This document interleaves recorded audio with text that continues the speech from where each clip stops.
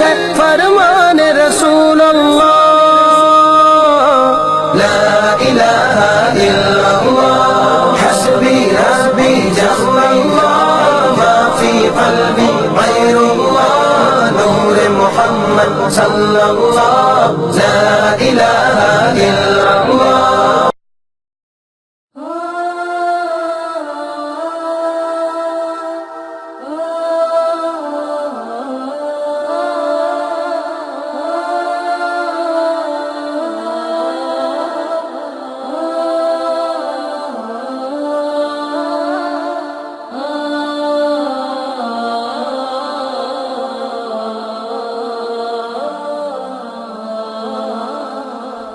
الحمد لله الذي خلق المقلة والمضلة ما دام الملوان والصلاة والسلام على خير الأنام وعلى آله وأصحابه وأزواجه وبناته أخيار الأنام. أما بعد فأعوذ بالله من الشيطان الرجيم. بسم الله الرحمن الرحيم. ولا يزالون مختلفين. وقال النبي صلى الله عليه وسلم صلوا خلف كل بر وفاجر. يا رب صل وسلم دائما أبدا على حبيبك خير الخلق كلهم هو الحبيب الذي ترجى شفاعته لكل هول من الأهوال مقتحم.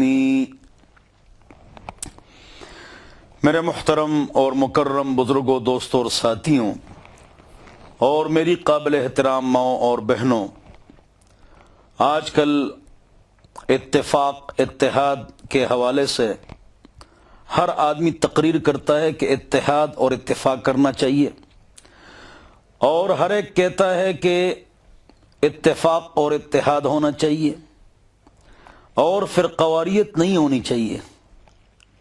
سب کا اس پر اتفاق ہے تو فرقواریت کیوں ہے؟ اور دین ایک ہے تو اسلام میں یہ پارٹیاں اس کی گنجائش نہیں ہے، تو یہ مولوی کیوں اختلاف کرتے ہیں؟ بہت ساری پارٹیاں ہیں تو ہم کہاں جائیں؟ کس کی بات مانیں؟ کس کو حق کہیں؟ کس کو نا حق کہیں؟ یہ بہت اہم موضوع ہے. اتفاق پر ہر ایک بولتا ہے، لیکن خلاصہ اس کا یہ ہوتا ہے کہ مجھ سے اتفاق کرو، مجھ سے اتفاق کرو. تو آج اس موضوع پر بات چیت کرنی ہے اور ترتیبوار گفتگو کریں گے.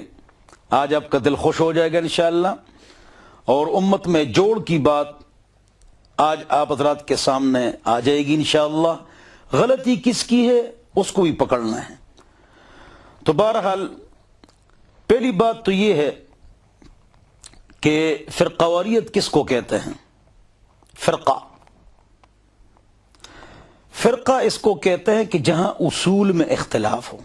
فروع یعنی مسائل میں اختلاف نہیں، وہ امر فطری ہے. اصول میں اختلاف، عقائد میں اختلاف، ایسا اختلاف کہ کفر کا فتویٰ لگ جائے، وہ ہے فرقواریت. بعض لوگ کہتے ہیں اللہ فرماتے ہیں فرقواریت نہ کرو، اور یہ مولوی اختلاف کرتے ہیں فرقواریت کرتے ہیں. دیکھو تو اللہ فرماتے ہیں وَلَا تَفَرَّقُوا وَلَا تَتَفَرَّقُوا، اور تم لوگ اختلاف کرتے ہو، یہ مولوی اختلاف کرتے ہیں، اور لوگ بھی پریشان ہیں، کنفیوژن کے شکار ہیں. تو اس پر گفتگو بہت ضروری ہے کہ ہم اس موضوع کو سمجھ جائیں. اللہ ہم سب کو سمجھ عطا فرمائے. دیکھو اللہ قرآن میں فرماتے ہیں شراب نہ پیو، تو لوگ پیتے نہیں ہیں. بدکاری نہ کرو، لوگ بدکاری نہیں کرتے ہیں. تو اللہ نے فرمایا فرقواریت نہ کرو، تو فرقواریت ہوگی نا. یہ نہیں کہ اس پر عمل ہوگا، جی کوئی شراب نہیں پیے گا، کوئی بدکاری نہیں کرے گا، کوئی فرقواریت نہیں کرے گا. تو یہ بات تو صاف ہو گئی. دوسری بات یہ ہے بہت اہم کہ ایک مسائل میں اختلاف، تراویح 8 ہے یا 20 ہے، ناف کے نیچے ہاتھ بندنا چاہیے اوپر یا سینے پر، یہ مسائل کے اختلاف، یہ برا نہیں ہے. یہ صحابہ کرام کے زمانے سے چلا آ رہا ہے۔ علامہ ابن تیمیہ رحمہ اللہ مجموعۃ الفتاوی جلد نمبر 16 میں فرماتے ہیں کہ اللہ اکبر سے لے کر سلام تک جو نماز ہے اس میں اختلاف ہے۔ یہ اختلاف نبی علیہ السلام کے زمانے سے چلا آ رہا ہے، دو طرفہ دلائل ہیں، حوالے ہیں، ریفرنسز ہیں، احادیث ہیں، صحابہ تابعین، تبع تابعین، ائمہ کرام ہیں، لہذا ایک پر ڈٹ جانا اور دوسرے کو غلط کہنا یہ غلط ہے۔ دونوں احادیث سے ثابت ہے اور ہم مناظرے کرتے ہیں اس پر، ہاں بری بات ہے۔ اللہ ہم سب کو سمجھ عطا فرمائے۔ تو بات یہ ہے کہ جو آدمی قرآن کو مانتا ہے، 2 حدیث کو مانتا ہے، 3 ختم نبوت کو مانتا ہے تو وہ مسلمان ہے۔ جتنے مکاتب فکر ہیں، جتنی پگڑیاں ہیں، ٹوپیاں ہیں رنگا رنگ، مسجدیں ہیں، مدارس ہیں، سب قرآن کو مانتے ہیں جی، حدیث کو مانتے ہیں جی، ختم نبوت کو مانتے ہیں، ختم نبوت کہ حضور اکرم صلی اللہ علیہ وسلم آخری نبی ہیں مانتے ہیں جی، لہذا سارے مسلمان ہیں۔ ہم رب کے ہیں، رب ہمارے ہیں، ہم سب کے ہیں، سب ہمارے ہیں۔ امت میں جوڑ پیدا کرنا ہے، توڑ پیدا نہیں کرنا ہے۔ قرآن کو مانتے ہیں جی، حدیث کو مانتے ہیں جی، ختم نبوت کو مانتے ہیں جی، لہذا سارے مسلمان ہیں، چاہے اوپر ہاتھ باندھے یا نیچے، 8 تراویح پڑھیں یا 20 تراویح پڑھیں، کہیں مردے سنتے یا نہیں سنتے، سب مسلمان ہیں۔ امت کو جوڑنا ہے۔ توڑ امت میں آپ نہ ہدایت کا کام کر سکتے ہیں، نہ دعوت تبلیغ کا کام کر سکتے ہیں، لوگوں کو دین کی طرف بلا سکتے ہیں۔ جب آپ میں توڑ ہوگا، جوڑ ضروری ہے۔ اگلی بات جو بہت زیادہ ضروری ہے کہ ایک آدمی وہ کہتا ہے قرآن غلط ہے تو اس کے پاس منشوری نہیں ہے تو وہ کہاں کا مسلمان ہے۔ ایک کہتا ہے قرآن کو مانتا ہوں، حدیث کو نہیں مانتا ہوں، تو قرآن ٹیکسٹ ہے، حدیث اس کا ٹیسٹ پیپر ہے۔ تو قرآن کو مانو گے تو حدیث کو بھی مانو گے۔ کیوں؟ قرآن میں نماز پڑھو کتنی رکعتیں ہیں، یہ تو قرآن میں نہیں ہے۔ چور کا ہاتھ کاٹو، کون سا کاٹیں جی، دائیں یا بائیں، کہاں تک؟ جمعہ کی نماز کے لیے بھاگو، بھاگ گئے، وہاں کیا کریں گے، یہ تو حدیث میں۔ یار ہم ختمہ کرتے ہیں، جنازہ کی نماز پڑھتے ہیں، یہ قرآن میں نہیں ہے، یہ حدیث میں ہے۔ لہذا قرآن کو ہی مانیں گے، حدیث کو ہی مانیں گے، اور حضور اکرم صلی اللہ علیہ وسلم کے بعد کسی نبی نے نہیں آنا ہے۔ لہذا تمام امت قرآن کو مانتی ہے جی، حدیث کو مانتی ہے جی، ختم نبوت کو مانتی ہے جی، لہذا سارے مسلمان۔ میں بطور لطیفہ کہتا ہوں کہ جو مولوی کہے میں مسلمان ہوں اور میرے پیچھے جو 1.5 صف ہے وہ مسلمان ہے، باقی سب کافر ہے، بس صرف وہ مولوی کافر ہے، بس صرف وہی مولوی کافر ہے، باقی پوری دنیا مسلمان ہے، تمام مولوی مسلمان ہیں، تمام علماء کرام مسلمان ہیں، تمام مکاتب فکر مسلمان ہیں، قرآن کو مانے، ختم نبوت کو مانے اور حدیث کو مانے۔ صرف وہ مولوی کافر ہے جو پوری دنیا کو کافر کہتا ہے، بس۔ اللہ ہم سب کو سمجھ عطا فرمائے۔ آگے لوگ اختلاف کیوں کرتے ہیں؟ جواب: وَلَا يَزَالُونَ مُخْتَلِفِينَ۔ پاک رب پاک کلام میں فرماتے ہیں لوگ ہمیشہ اختلاف کرتے رہیں گے۔ آگے جملہ: وَلِذَلِكَ خَلَقَهُمْ، اور میں نے لوگوں کو اختلاف ہی کے لیے پیدا کیا ہے۔ اب بولو، دیکھو یہ تو قرآن میں ہے، یہ تو قرآن میں ہے، وَلِذَلِكَ خَلَقَهُمْ، ہم نے لوگوں کو اختلاف کے لیے پیدا کیا ہے۔ اب سنو، ایک آدمی عید کے لیے اذان دیتا ہے، اس کو پتہ ہے نبی علیہ السلام نے اذان نہیں دی ہے، لیکن یہ فرقہ کیوں بناتا ہے، جماعت کیوں بناتا ہے؟ اس لیے بناتا ہے کہ لوگوں کی توجہ میری طرف ہو جائے۔ اس میں جو مرض ہے یا حب جاہ ہے یا حب مال ہے، یا باہر سے اس کو پیسہ مل رہا ہے تو نئے فرقے کی بنیاد رکھی۔ نئے فرقے کی بنیاد کس طرح رکھی جاتی ہے؟ دین میں نیا اضافہ کرو، دین میں نئی بات ڈالو۔ مثلا آج کے بعد مغرب کی 4 رکعتیں پڑھیں گے جی، فرض، نیا فرقہ بن گیا۔ آج سے عید کے لیے اذان دیں گے جی، تو نیا فرقہ بن گیا۔ آج سے اقامت سے پہلے 3 بار درود شریف پڑھیں گے، تب اقامت کہیں گے، تو نیا فرقہ بن گیا۔ نیا فرقہ کب بنتا ہے؟ جو دن میں اضافہ کرتا ہے وہ نیا فرقہ بناتا ہے۔ آدمی کو پہچانو، غلطی کس کی ہے؟ فرقواریت نہیں ہونی چاہیے جی، میں بھی کہتا ہوں، سب کہتے ہیں، تو فرقواریت لاتا کون ہے، بناتا کون ہے؟ جواب: جب توحید میں نقصان آئے گا فرقہ بنائے گا، سنت میں نقصان آئے گا فرقہ بنائے گا، شرک آئے گا فرقہ بنائے گا، بدعت آئے گی فرقہ بنائے گا۔ بس کیوں نہیں سمجھتے ہو؟ چوری ہو گئی، ایک آدمی چور ہے، بھاگ رہا ہے، لوگوں میں گم ہو گیا، اور وہ بھی چیخ مار رہا ہے چور ہے چور ہے، پکڑو چور ہے چور ہے، لوگ بھی پیچھے بھاگ رہے ہیں چور ہے چور ہے، پکڑو جی چور کو پکڑو، چور ہے چور ہے، اگرچہ وہ خود چور ہے۔ تو سب کہتے ہیں کہ اتفاق کرنا چاہیے اور اختلاف نہیں کرنا چاہیے، سب کہتے ہیں۔ غلطی پر کون ہے؟ جس نے دین میں اضافہ کیا، ناراض نہ ہونا، جس نے دین میں اضافہ کیا وہ غلطی پر ہے، وہ نیا فرقہ بناتا ہے۔ اللہ ہم سب کو سمجھ عطا فرمائے۔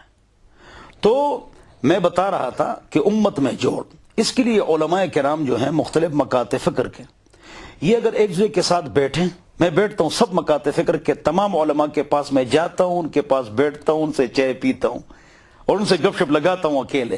لوگوں کے سامنے بات کرو گے وہ نہیں مانتے، اکیلے میں بیٹھو ان کے ساتھ۔ تو ان کے ساتھ اکیلے میں بیٹھنا ہے، ان کے ساتھ چائے پینی ہے، گپ شپ لگانی ہے، پیار محبت کرنی ہے۔ یہ جو دوریاں ہیں غلط فہمیاں پیدا کرتی ہیں، قربت آ جائے گی، ان کے ساتھ بیٹھ جائیں گے، گپ شپ لگائیں گے، چائے پیئیں گے، یہ اختلافات ختم ہوں گے۔ نفرتیں عام ہو چکی ہیں، نفرتیں۔ اللہ ہم سب کو تعصب اور نفرت اور انانیت سے بچائے، اللہ ہم سب کو سمجھ عطا فرمائے۔ تو یہ چیز جو ہے یہ نقصان پیدا کرتی ہے کہ ہم جو ایک دوسرے سے دور ہیں، ایک دوسرے کے ساتھ بیٹھتے نہیں ہیں۔ بیٹھنا شروع ہو گیا، تحفے شروع ہو گئے، گپ شپ شروع ہو گئی، اس سے بڑے فوائد ہو جائیں گے۔ لیکن اگر ہم یہ کام شروع کریں، باقی یہ کام ہے حضرات علماء کرام کا۔ حضرات علماء کرام کو چاہیے کہ جب بھی وہ کوئی بات کریں کسی فرقہ اور جماعت کا نام نہ لے، یہ بڑا نقصان ہے۔ ہاں کسی فرقہ میں، جماعت میں، مکتب فکر میں کوئی غلطی ہو، غلطی بیان کرے، قرآن حدیث کا موقف سامنے رکھیں، نام نہ لے کسی مکتب فکر کا یا اس کے مشہور فرد کا، اس میں بڑے نقصانات ہوتے ہیں۔ ہاں جب نام لینا ہم بند کر دیں گے تو انشاءاللہ اللہ تعالیٰ خیر کے دروازے کھولیں گے۔ فرقواریت جس کو آپ لوگ فرقواریت کہتے ہیں نا، یہ فرقواریت نہیں ہے۔ کیا یہ جو آج کل مختلف مسجدیں ہیں، مختلف مکاتب فکر ہیں، نام نہیں لیتے ہیں، یہ فرقواریت نہیں ہے، یہ اسکول آف تھاٹ ہیں، بلکہ یہ مکاتب فکر ہیں، فرقواریت نہیں ہے۔ حضور اکرم صلی اللہ علیہ وسلم کا ارشاد ہے، بعض لوگ کہتے ہیں یہ حدیث نہیں ہے، یہ حدیث ہے، ترمذی شریف، مشکات شریف، موطا امام مالک، احادیث کتابوں میں یہ حدیث موجود ہے کہ یہودیوں کے، بنی اسرائیل کے 72 فرقے تھے، تمہارے 73 فرقے بنیں گے، ایک جنت میں ہوگا باقی جہنم میں ہوں گے۔ جو جنت میں ہوگا وہ کون سا ہوگا؟ سوال، سائن آف انٹروگیشن، وہ کون سا ہوگا جو جنتی ہوگا؟ جواب یہ کہ جو موجودہ مکاتب فکر ہے یہ وہ 72 نہیں ہے جہنمی، یہ تو مکاتب فکر ہے، فرقے نہیں ہیں۔ جو 72 فرقے ہیں جو جہنمی ہیں، ان میں ایک بات ضرور ہوگی یا تینوں باتیں ہوں گی، یا قرآن کے منکر ہوں گے، یا حدیث کے منکر ہوں گے، یا ختم نبوت کے منکر ہوں گے۔ وہ کروڑ میں کہیں ایک آدمی ہوگا، باقی سارے مسلمان ہیں۔ جتنے مکاتب فکر ہیں یہ قرآن کو مانتے ہیں جی، حدیث کو مانتے ہیں جی، ختم نبوت کو مانتے ہیں جی، لہذا سارے مسلمان ہیں۔ لوگ یہ سمجھتے ہیں یہ جو مکاتب فکر ہے یہ مختلف فرقے ہیں، لہذا ان میں کون جنت میں جائے گا۔ میرے پاس ایک آدمی آیا، ملک خداداد صاحب ہمارے دوست ہیں، والد کی جگہ ہیں، بزرگ ہیں، 75 سال عمر ہے۔ وہ فرماتے ہیں حضرت دیوبندی جنت میں جائیں گے یا بریلوی؟ میں نے کہا ہر مکتب فکر کے مخلص افراد جنت میں جائیں گے، بس ہر مکتب فکر کے مخلص افراد جنت میں جائیں گے، بشرط یہ کہ شرک نہ ہو اور بدعت نہ ہو۔ اگر شرک ہوگا تو نبی علیہ السلام کی شفاعت نہیں ملے گی، شرک کو سمجھو، اس سے بچو، توحید پر آؤ۔ اور اگر بدعت سیئہ ہوگی تو نبی علیہ السلام کے ہاتھ کو کوثر نہیں ملے گا۔ دونوں باتیں بخاری شریف میں ہیں۔ تو انشاءاللہ ہر مقطع فکر کے مخلص لوگ جنت میں جائیں گے. اس لیے کہ 1880 سے پہلے اہل حدیث تھے نہیں, بریلی دیوبندی تھے نہیں, یعنی نام نہیں, ڈاکٹر سر احمد صاحب, ڈاکٹر فرات ہاشمی, یہ ہماری جتنے ہمارے دوست ساتھی ہیں, سارے ہمارے دوست ساتھی ہیں. یہ پہلے تھے 1880 سے پہلے یہ تھے بریلوی, دیوبندی, جماعت اسلامی, ذاکر نائک صاحب, ڈاکٹر فرات ہاشمی صاحبہ, ہاں, ڈاکٹر سر احمد صاحب, یہ ہمارے جتنے بزرگ ہیں یہ پہلے تھے نہیں تھے. جب نہیں تھے تو جو پہلے موقف تھا وہی ٹھیک ہے نا, بات ختم ہو گئی. ہاں, 1800 سے پہلے جو کچھ تھا وہ ٹھیک تھا, بس بات ختم. اگلی بات, حضرت تھانوی صاحب نے فرمایا کہ اگر فتنوں سے بچنے چاہتے ہو, فتنوں سے بچنا چاہتے ہو, اختلاف سے بچنا چاہتے ہو, تو یہ جملہ کہو, میں اجماع کا مقلد ہوں. بس یعنی 1200 سال جس چیز پر اجماع ہے میں اس کا مقلد ہوں, بس اختلاف پھر ختم ہوگی. 1800 سے پہلے کچھ نہیں تھا, نہ بریلوی, نہ دیوبندی, نہ جماعت اسلامی, نہ ڈاکٹر سر احمد صاحب, نہ ڈاکٹر فرات ہاشمی صاحبہ, نہ ذاکر نائک صاحب. ان کی جماعتوں کے جو نام ہیں یہ بھی نہیں تھے. جب نہیں تھے لہذا جو ہے نا, جو تھے وہی ٹھیک تھے, چلو ان کے پیچھے چلتے ہیں. جو تھا اس پر عمل کریں گے, جو نہیں تھا اس پر عمل نہیں کریں گے. بات ختم ہو گئی. اللہ ہم سب کو سمجھ عطا فرمائے. تو اگر ہم اجماع کے اوپر آ جائے, اسلاف کے اوپر, تو سب کچھ ٹھیک ہو جائے گا. آخری بات, یوم تبیض وجوہ و تسود وجوہ. ایک دن آنے والا ہے کچھ لوگوں کے چہرے سفید ہوں گے, آخرت میں کچھ لوگوں کے چہرے کالے ہوں گے. کن لوگوں کے چہرے سفید ہوں گے؟ سوال جواب, ہم اہل سنت والجماعہ, جو نبی کی سنت پر چلتے ہیں, صحابہ کی جماعت پر چلتے ہیں, ان کے چہرے قیامت کے دن سفید ہوں گے. سبحان اللہ. تو اہل سنت والجماعت کا لفظ یہ نبی کے منہ سے نکلا ہے, صحابہ کے منہ سے نکلا ہے, تفسیر در منثور میں ہے اور تفاسیر میں ہے. لہذا اہل سنت والجماعہ ما انا علیہ و اصحابی, یہ حدیث میں بھی ہے کہ جس پر میں ہوں اور میری جماعت صحابہ کی ہے تو وہ کیا ہے, وہ ٹھیک ہے. اہل سنت والجماعت نبی کی سنت پر چلنے والے, یعنی بدعت سے بچنے والے, صحابہ کی جماعت کو ماننے والے, یعنی صحابہ سے نفرت نہ کرنے والے, صحابہ سے محبت کرنے والے. اہل بیت بھی اور صحابہ بھی یہ ہمارے سروں کے تاج, آنکھوں کا سرما, ہم ان کے قدموں کی خاک ہیں. تو امت کو جوڑنا ہے, اللہ ہم سب کو جوڑ نصیب فرمائے. آخر میں یہ بات بتاتا چلوں, شاہ اللہ محدث دہلوی رحمہ اللہ فرماتے ہیں, ابن القیم فرماتے ہیں, ابن تیمیہ فرماتے ہیں کہ اہل حق کون ہے, حق کے زیادہ قریب کون ہے, اہل حق کو کیسے پہچانو گے؟ تو انہیں فرمایا ہر ایک تقریر کرے گا کہ میں حق پر ہوں, ہر ایک کہے گا کہ لکھے گا کہ میں حق پر ہوں, لکھے گا, بولے گا, تقریر کرے گا, کتاب لکھے گا, طائفہ منصورہ. چھوڑو ساری بات ہے, میں 4 نشانیاں بتاتا ہوں اہل حق کی.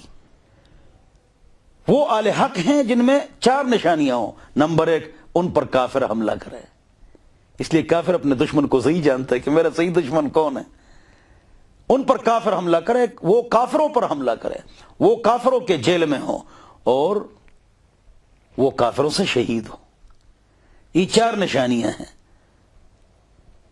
ابن القیم رحمہ اللہ نے فرمایا اہل حق کو پہچانتے ہو تو دیکھو نا کہ غیروں کے تیر کہاں برستے ہیں.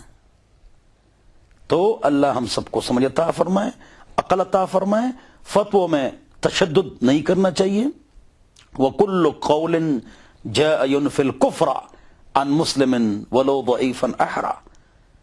اگر ایک آدمی سے غلطی ہو جائے, ایک کلمہ کفر سرزد ہو جائے یا عمل کفر سرزد ہو جائے, اس میں 99 احتمالات کفر کے ہوں, ایک احتمال اسلام کا ہو, تم کہو یہ کیا ہے, فلانا آدمی مسلمان ہے. اللہ ہم کو سب کو اتحاد اور اتفاق عطا فرمائے. وآخر دعوانا ان الحمدللہ رب العالمین.